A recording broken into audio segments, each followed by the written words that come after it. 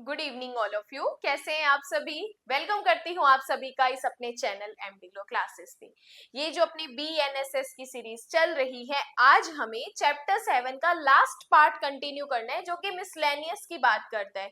देखो, इसमें दो सेक्शन ऐसे हैं जो नए ऐड किए गए हैं, पहले सीआरपीसी में नहीं थे।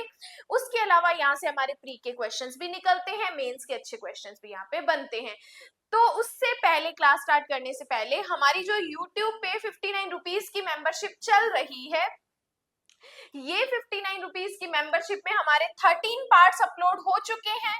उसके अलावा जिसमें कुछ ऐसी मेंस की आंसर राइटिंग की वीडियोस भी है, वो भी अपलोड हो चुकी है। अगर आपने ये 59 रुपीज की मेंबरशिप ज्वाइन नहीं की है तो फटाफट ज्वाइन कर लो और बीएनएस के एमसीक्यूज कंटिन्यू कर सकते हो। चलिए स्टार्ट करते हैं हमारी आज की क्लास। सेक्शन 105 104 तक हम कंटिन्यू कर चुके हैं। 105 कहता है recording of search and seizure. अब हम क्या करेंगे, जो हम तलाशी ले रहे हैं, जो हम सीज कर रहे हैं चीजों को, उनकी रिकॉर्डिंग करेंगे। किसके द्वारा करेंगे? Through audio video electronic means. हम ऑडियो वीडियो इलेक्ट्रॉनिक मीन्स के माध्यम से जो भी हम तलाशी कर रहे हैं, जो भी जब्ती कर रहे हैं, उसको हम रिकॉर्ड करेंगे। ये सेक्शन नया ऐड किया गया है, तो स्टार करो प्री और मेंस पॉइंट ऑफ व्यू से। नई चीज है तो 110% पॉसिबिलिटीज है हमारे एग्जाम में पूछे जाने की।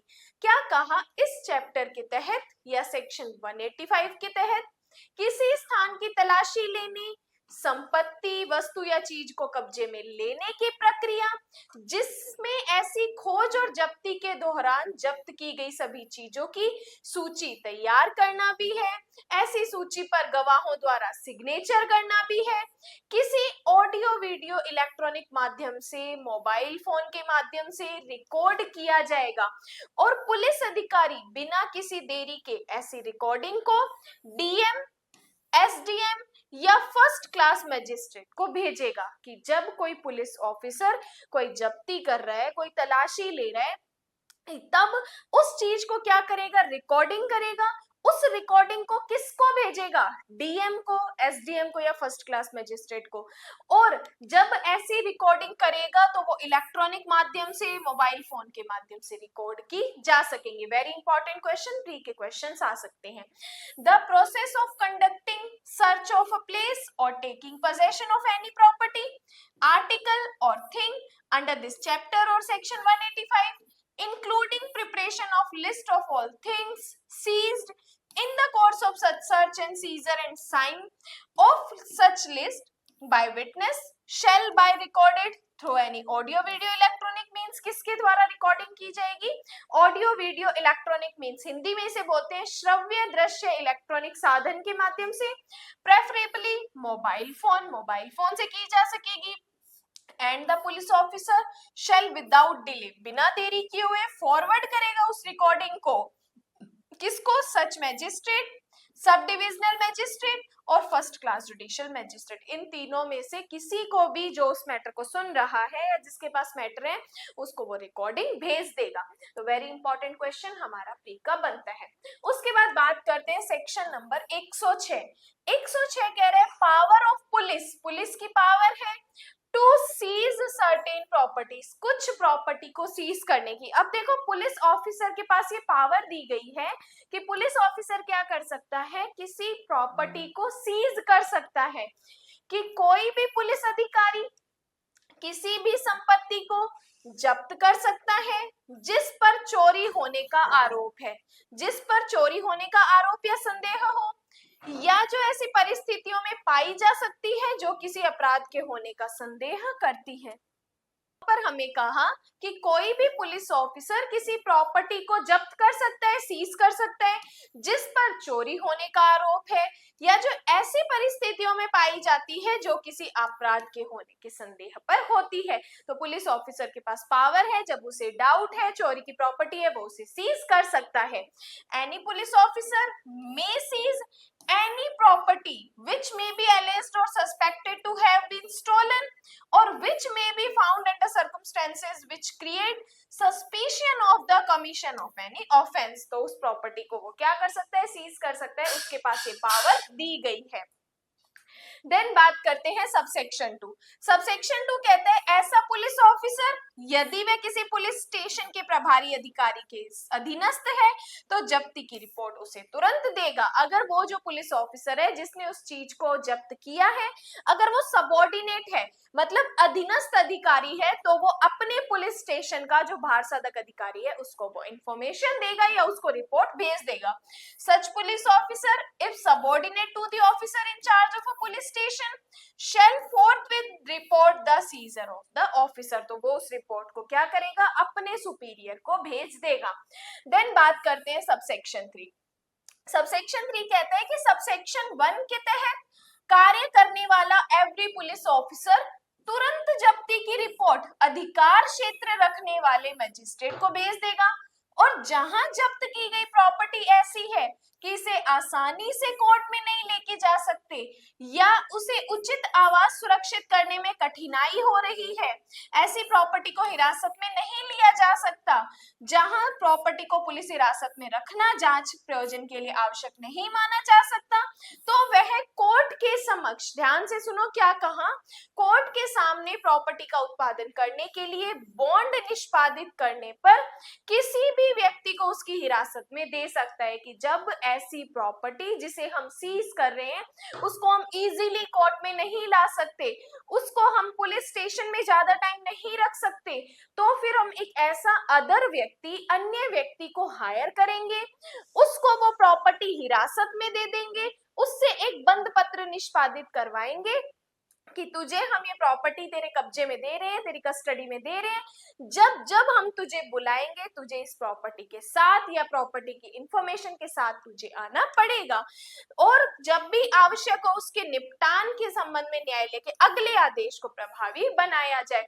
तो ऐसे पर्सन को, जो कोई भी अन्य व्यक्ति हो सकता है, तो उस प्रॉपर्टी की देखभाल के लिए उसे हम हायर करेंगे, बॉन्ड भरवाएंगे, और उस बॉन्ड का मतलब होगा कि जब जब हम तुझे बुला रहे हैं तब तब तुझे आना पड़ेगा। तो ये हमें बताता है सेक्शन नंबर 106 कि पुलिस ऑफिसर के पास ये पावर है कि वो क्या कर सकता है, सर्टेन प्रॉपर्टी को सीज कर सकता है। यहां से हमारा मेंस का क्वेश्चन भी निकलता है। लेकिन परंतु कहते हैं कि जहां सबसेक्शन 1 के तहत जब्त की गई प्रॉपर्टी क्षयशील है, प्राकृतिक क्षयशील का मतलब है खराब होने लायक है, और ऐसी प्रॉपर्टी के कब्जे का हकदार व्यक्ति अज्ञात है, हमें पता ही नहीं है ओनर कौन है, और ऐसी संपत्ति का मूल्य 500 रुपए से कम है, तो यह हो सकता है कि पुलिस अधीक्षक के आदेशों के तहत तुरंत नीलामी द्वारा उसे बेचा जाएगा, और सेक्शन 503 और 504 के प्रावधान लागू होंगे और ऐसी बिक्री की शुद्ध आय पर लागू होंगे। तो अगर ऐसी प्रॉपर्टी है जो हम बेचने का ऑर्डर दे रहे हैं खराब होने लायक है, तो तुरंत उसको बेच के उससे जितनी भी पेमेंट आएगी उसको कोर्ट में जमा कर दिया जाएगा, और ये प्रॉपर्टी कब बेची जाएगी, जब प्रॉपर्टी 500 रुपए से कम है। तो यहाँ पर ये हमारा क्वेश्चन प्रोवाइडेड इंपॉर्टेंट। देन बात करते हैं सेक्शन 107, अटैचमेंट, कुर्की, फॉरफीचर, संपहरण, जब्ती और रिस्टोरेशन, वापस ऑफ प्रॉपर्टी, संपत्ति की कुर्की, जब्ती, उसे वापस लेने की शक्ति। ये सेक्शन भी हमारा नया ऐड किया गया है, मेंस का अच्छा क्वेश्चन बनता है, प्री के क्वेश्चन बनेंगे तो ध्यान से सुनना। सब सेक्शन 1, जहां जांच कर रहा पुलिस अधिकारी के पास ये रीजन टू बिलीव है कि कोई भी संपत्ति किसी आपराधिक गतिविधि के परिणाम स्वरूप या किसी अपराध के कमीशन से प्रत्यक्ष या अप्रत्यक्ष रूप से प्राप्त की गई है, तो वह अनुमोदन के साथ ऐसा कर सकता है कि पुलिस अधीक्षक या पुलिस आयुक्त, दो जनों की बात कर रहे हैं, सुपरिटेंडेंट ऑफ पुलिस और पुलिस कमिश्नर, ऐसी संपत्ति की कुर्की के लिए, सबसेक्शन 1 में कुर्की की बात कर रहे हैं, अपराध का संज्ञान लेने या मुकदमा चलाने वाले मामले की सुनवाई करने की क्षेत्राधिकार का प्रयोग करने वाले कोर्ट के मजिस्ट्रेट के पास आवेदन कर सकता है। तो जब किसी कोर्ट को, जब किसी पुलिस ऑफिसर को या पुलिस आयुक्त को लगता है कि आपराधिक गतिविधि के परिणाम स्वरूप ऐसी कोई प्रॉपर्टी है, तो वो क्या करेगा, उस नियरेस्ट मजिस्ट्रेट के पास उस मैटर के लिए, उस मैटर को इंस्टीट्यूट करने के लिए उसके पास भेज देगा।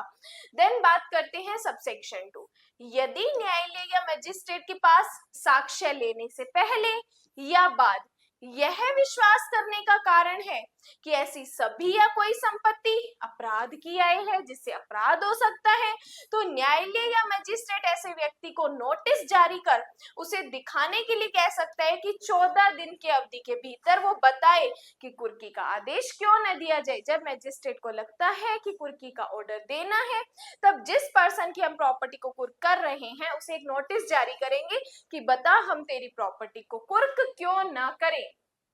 If the court or magistrate has reason to believe, whether before or after taking evidence, that all or any of such properties are proceeds of crime, the court of the magistrate may issue a notice. Magistrate क्या करेगा? Issue करेगा एक notice upon such person, calling upon him to show cause within a period of 14 days, कि वो 14 दिन के अंदर एक रीजन दे, कारण बताए कि हम तेरी प्रॉपर्टी को क्यों न सीज करे, क्यों न कुर्क करे। Order of attachment shall not be made, कि हम ऐसा ऑर्डर अटैचमेंट का क्यों न दे।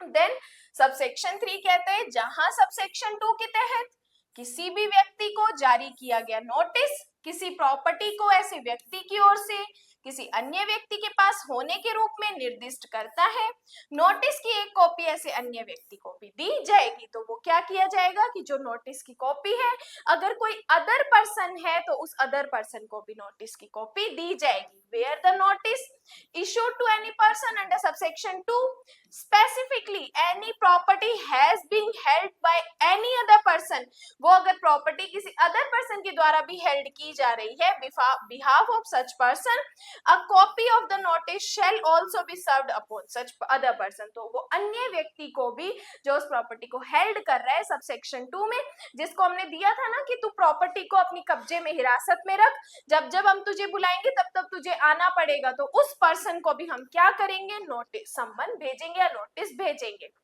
देन सबसेक्शन 4 कहते हैं कि कोर्ट या मजिस्ट्रेट सबसेक्शन 2 के तहत जारी कारण बताओ नोटिस, क्या कहेगा कि सबसेक्शन 2 में एक नोटिस जारी किया जाएगा जिसका मतलब क्या होगा, कारण बताओ नोटिस के एक्सप्लेनेशन यदि कोई हो पर विचार करने के बाद, और ऐसे कोर्ट या मजिस्ट्रेट के सामने भौतिक तथ्य पर विचार करने के बाद, उचित अवसर देने के बाद ऐसे व्यक्ति या व्यक्तियों को सुना गया है, उन संपत्तियों के संबंध में कुर्की का आदेश पारित किया जा सकता है जो अपराध की आय पर पाई जाती है। तो कोर्ट एक्यूज को सुनने के बाद, पर्सन्स को सुनने के बाद अगर उसे लगता है कि कुर्की का ऑर्डर मुझे जारी कर देना है तो वो कोर्ट ऑर्डर जारी कर देगा। The court or of the magistrate may after consider the explanation, जो कारण जो नोटिस जारी किया था कारण बताओ उसको देखने के बाद, और to show cause notice issued under subsection 2 and the material fact available before such court or magistrate and after giving reasonable opportunity, कि हमने उसको टाइम भी दे दिया, हमने उसको सुन लिया, her to such person or persons may pass an order, एक order pass कर सकता है of attachment कुर्की का in respect of those properties which are found to be the proceeds of crime, तो वो क्या करेगा, उसके लिए अटैचमेंट का ऑर्डर दे देगा। तो इस सबसेक्शन 4 में आप लिख सकते हो कि कुर्की का आदेश पारित करना।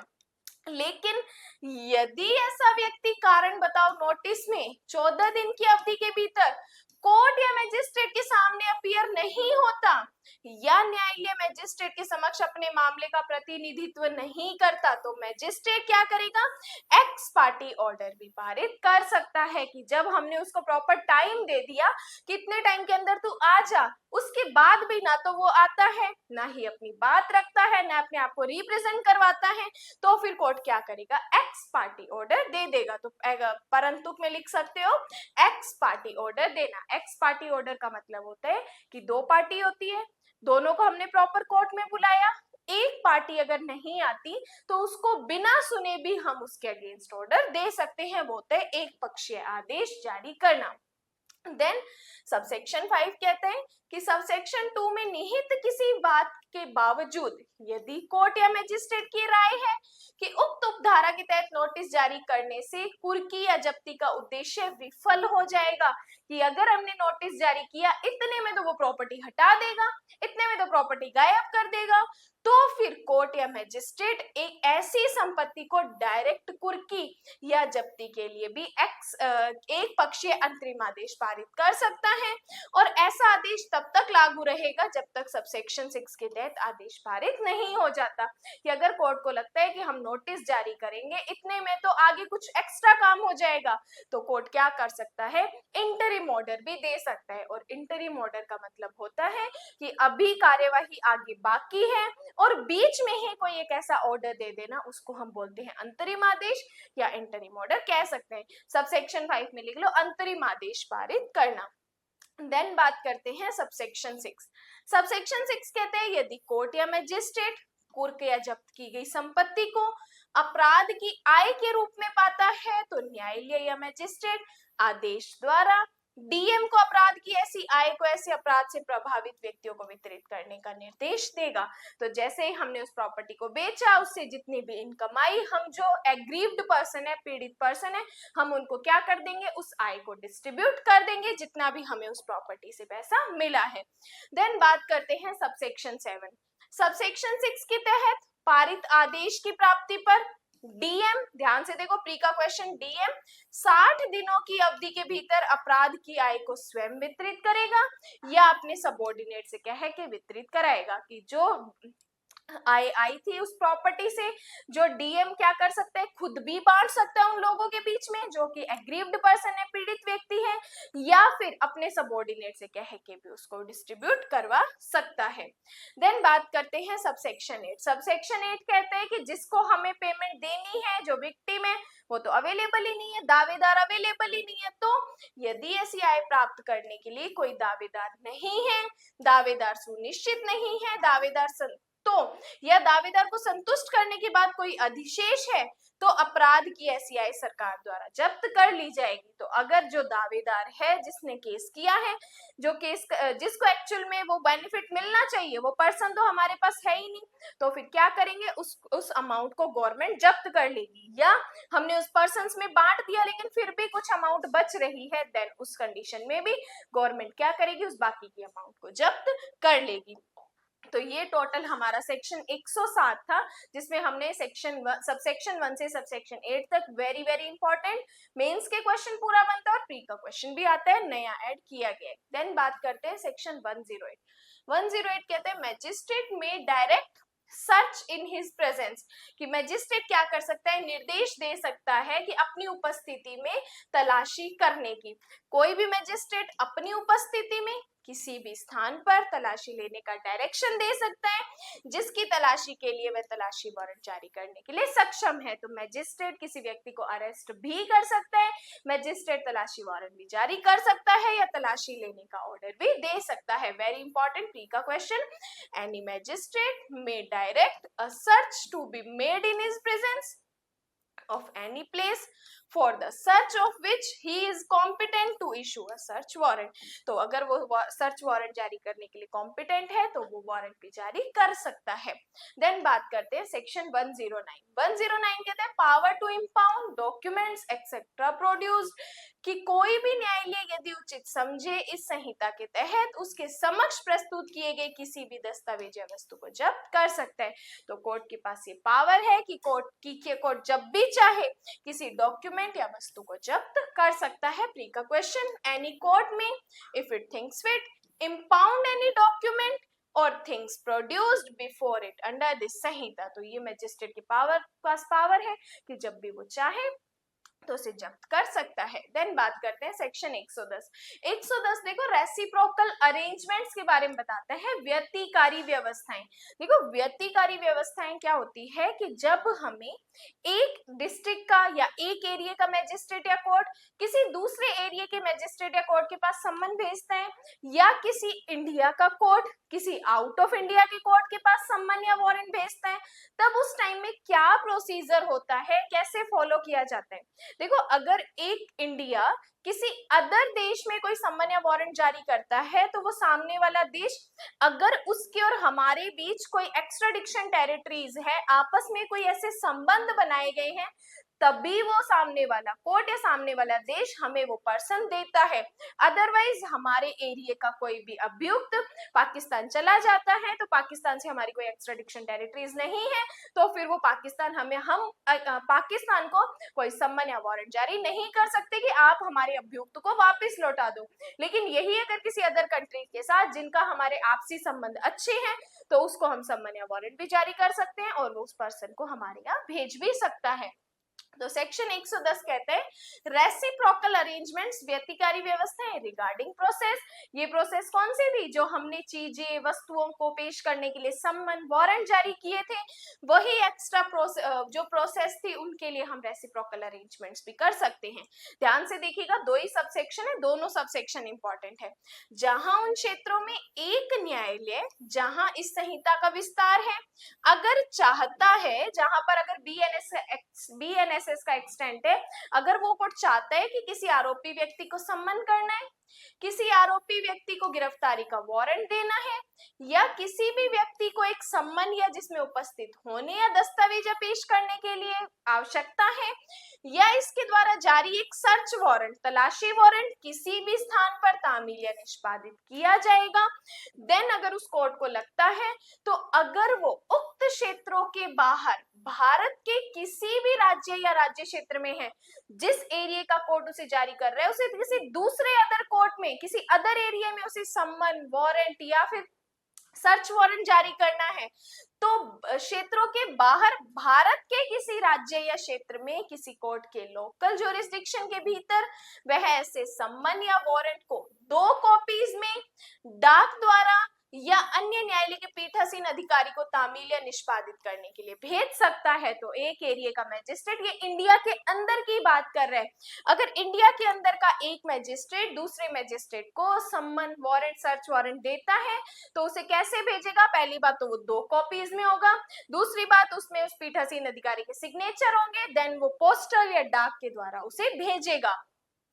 और जहां खंड ए या सी में निर्दिष्ट किसी भी सम्मन की तामील की गई है, धारा 70 के प्रावधान ऐसे सम्मन में लागू होंगे, जैसा कि कोर्ट या पीठासीन अधिकारी को ठीक लगता है। तो बाकी जो भी प्रोविजन सेक्शन 70 के हैं वो प्रोविजन यहाँ पर लागू होंगे। लेकिन अगर वो सम्मन वारंट सर्च वारंट इंडिया के बाहर भेजना है, देन देखो कि भारत के बाहर किसी भी देश या स्थान पर जिसके संबंध में सेंट्रल गवर्नमेंट, प्री का क्वेश्चन, सेंट्रल गवर्नमेंट द्वारा ऐसे देश या स्थान की सरकार के साथ आपराधिक मामलों के संबंध में सम्मन या वारंट की सेवा या निष्पादन के लिए व्यवस्था की गई है, या वह ऐसे सम्मन या वारंट को ऐसे फॉर्मेट में 2 कॉपीज में भेज सकता है जो ऐसे कोर्ट या न्यायाधीश या मैजिस्ट्रेट को निर्देशित किया जा सकता है, और ट्रांसमिशन के लिए ऐसे प्राधिकारी को भेज सकता है जैसे सेंट्रल गवर्नमेंट बताए। तो अगर हमें इंडिया के बाहर कोई सम्मन या वारंट भेजना है तो वो जैसा हमें सेंट्रल गवर्नमेंट बताएगी उसके अकॉर्डिंग हम काम करेंगे, उसी अथॉरिटी के पास हम भेजेंगे।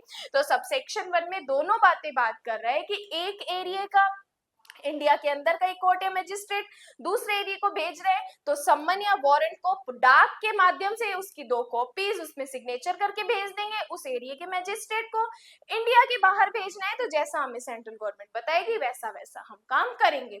देन बात करते हैं सबसेक्शन 2, जहां उक्त क्षेत्रों में एक कोर्ट को सेवा या निष्पादन के लिए प्राप्त हुआ है किसी आरोपी व्यक्ति का सम्मन या आरोपी व्यक्ति के गिरफ्तारी का वारंट, या ऐसा सम्मन जिसमें किसी पर्सन को डॉक्यूमेंट को पेश करने की बात की गई है, या कोई ऐसा सर्च वारंट जारी किया गया है, या उक्त क्षेत्रों के बाहर भारत के किसी भी राज्य या क्षेत्र में एक कोर्ट है, देन एक अनुबंधित राज्य में, मतलब जो जिनके साथ कॉन्ट्रैक्ट किया होता है, कॉन्ट्रैक्टिंग स्टेट होते हैं, एक न्यायालय या न्यायाधीश या मजिस्ट्रेट, यह उसे तामील या निष्पादित कराएगा। अब जिससे हमारा कॉन्ट्रैक्ट किया हुआ है वो न्यायालय या न्यायाधीश या मजिस्ट्रेट उसे तामील करवाएगा या एग्जीक्यूट करवाएगा, जैसे कि वह उसके स्थानीय अधिकार क्षेत्र के भीतर सेवा या निष्पादन के लिए उक्त क्षेत्र में किसी अन्य न्यायालय से प्राप्तिक सम्मन या वारंट है। तो यहाँ पर हमारी यही चीज सिर्फ हमारे लिए इंपॉर्टेंट है कि इंडिया के अंदर का एक कोर्ट इंडिया के दूसरे कोर्ट या मजिस्ट्रेट को सम्मन भेजता है, या हम बात करते हैं कि इंडिया का कोर्ट किसी अदर कंट्री के पास भेजता है। तो सेकंड वाली बात हमारे लिए प्री की इंपॉर्टेंट है, सेंट्रल गवर्नमेंट ही जैसा बताएगी वैसा हम करेंगे। वो छोटा हमारा एक 3 से 4 नंबर का मेंस का क्वेश्चन भी बनता है। तो ये आज हमारा जो पार्ट है सेक्शन चैप्टर 7 था, जो कि हमने बात की थी कि डॉक्यूमेंट्स को मंगवाने के लिए सम्मन जारी करना। ये हमारा पार्ट कंप्लीट होता है सेक्शन 110 तक। इसके बाद बात करेंगे चैप्टर 8 के बारे में, जो सेक्शन 111 से स्टार्ट होता है। उसके अलावा अगर आप एमडी लॉ क्लासेस की पेड बैचेस ज्वाइन करना चाहते हैं, जिस भी स्टेट की जुडिशरी की क्लासेस आप लेना चाहते हैं, हर एक स्टेट की जुडिशरी की बैच अवेलेबल है। एलएलबी की क्लासेस भी आप ज्वाइन कर सकते हैं, सिंगल सब्जेक्ट की क्लासेस भी आप ज्वाइन कर सकते हैं। बाकी वीडियो अच्छी लगी हो, साथ के साथ नोट्स बना रहे हो, तो क्लास को लाइक और कमेंट्स जरूर करना। बाकी आज के लिए धन्यवाद।